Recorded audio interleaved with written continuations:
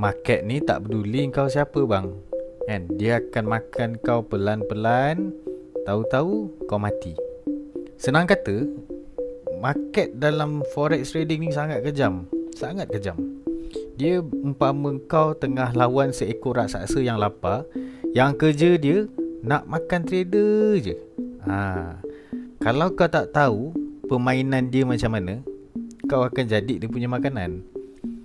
So, apa yang kau kena tahu sekarang ni adalah macam mana kita nak lawan raksasa tu.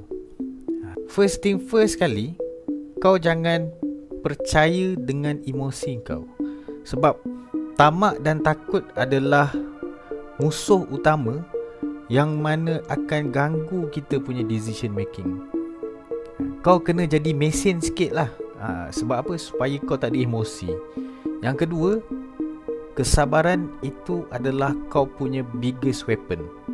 Sebab kalau kita tengok dalam trading,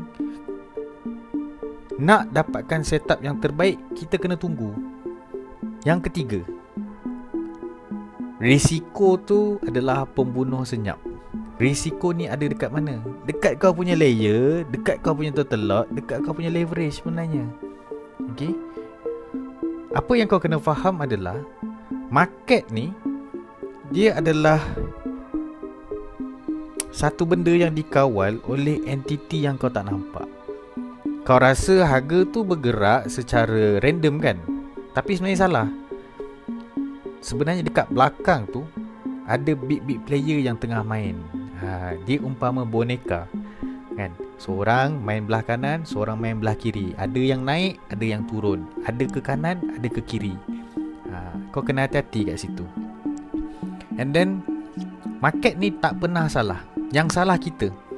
Kita yang bodoh. Sebab setiap loss yang kita hadapi datangnya daripada kebodohan kita.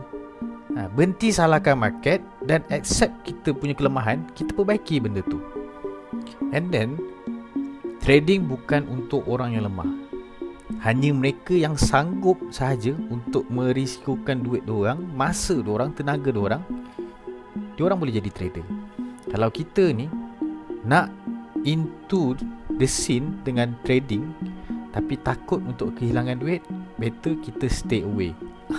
Sebab apa? Macam mana aku cakap dekat awal tadi, benda ni akan makan kau pelan-pelan.